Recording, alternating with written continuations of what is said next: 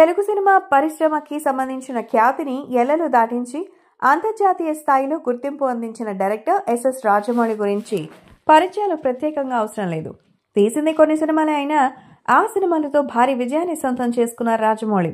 ప్రముఖ డైరెక్టర్ రాఘవేంద్రరావు పర్యవేక్షణలో శాంతినివాసం అనే సీరియల్కి ఎపిసోడ్ డైరెక్టర్గా తన కెరీర్ను ప్రారంభించి ఆ తర్వాత ఎన్టీఆర్ హీరోగా స్టూడెంట్ నెంబర్ 1 అనే సినిమాతో ఇండస్ట్రీలోకి అడుగుపెట్టారు.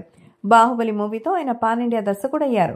RRR మూవీతో తెలుగువారి ఖ్యాతిని ఎల్లలు దాటించారు. ప్రస్తుతం మహేష్ బాబుతో భారీ అడ్వెంచర్ యాక్షన్ మూవీని తెరకెక్కిస్తున్నారు రాజమౌళి. ప్రస్తుతం ఆ మూవీ షూటింగ్స్ లో బిజీగా ఉన్న జక్కన్నపై ఆయన స్నేహితులు అని చెప్పుకుంటున్న ఉప్పలపాటి శ్రీనివాసరావు సంచలన వ్యాఖ్యలు చేశారు. తనకు చావు ఒకటే మార్గమని, ఇదే తన మరణ వాంగ్మూలం అంటూ పోలీసులకి ఓ లేఖ రాశారు.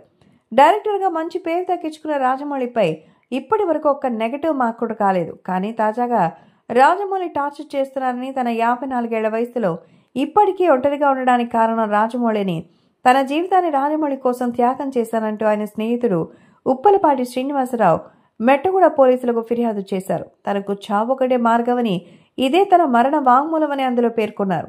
ఈ ఘటన ఇప్పుడు టాలీవుడ్లో సంచలనంగా మారింది. ఉప్పలపాటి శ్రీనివాసరావు పోలీసులకు రాసిన లెటర్లో రాజమౌళిపై తీవ్ర ఆరోపణలు చేశారు. నా ఫ్రెండ్ అయినటువంటి ఇండియా నంబర్ 1 డైరెక్టర్ రాజమౌళి నేను 1990 నుంచే మంచి ఫ్రెండ్స్. ఇద్దరు ఒకే కంచెలో తింటూ ఒకే మంచంలో పడుకునే వాళ్ళం. అలాంటి నేను రాజమౌళి వల్ల టార్చర్ అనుభవించాను. ఇప్పుడు రాజమౌళి వల్ల చనిపోబోతున్నానంటూ 3 పేజీల సుదీర్ఘ వాంగ్మూలంతో పాటు ఆయన మాట్లాడిన వీడియో వాట్సాప్ ద్వారా బిగ్ టీవీకి అందించారు. అలాగే తమది ట్రయాంగిల్ లవ్ స్టోరీ అంటూ 3వ వ్యక్తి వివరాలను కూడా ఆయన లేఖలో రాశారు. రాజమౌళి డైరెక్టర్గా ఎదగడానికి నా జీవితం మొత్తం ధారపోశారు. ఆయన కోసం ఇప్పటి వరకు పెళ్లి చేసుకోకుండా బ్యాచులర్గా మిగిలిపోయాను. రాజమౌళి వల్లే నా జీవితం నాశనం అయింది. ఇప్పుడు నన్ను టార్చర్ చేస్తున్నారు. యమదొంగ సినిమాలో ఎగ్జిక్యూటివ్ ప్రొడ్యూసర్గా టైటిల్స్లో కూడా నా పేరు వేశారు.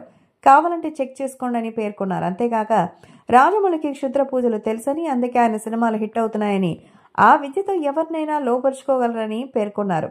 అయితే ఆ లేఖలో ఆయన పేర్కొన్న విషయాలు నమ్మశక్యంగా లేకపోవడంతో కావాలనే ఆరోపణలు చేస్తున్నారనే సందేహాలు వ్యక్తమవుతోంది. రాజమౌళిని కావాలనే టార్గెట్ చేస్తున్నారనే అనుమానాలు నెలకొన్నాయి.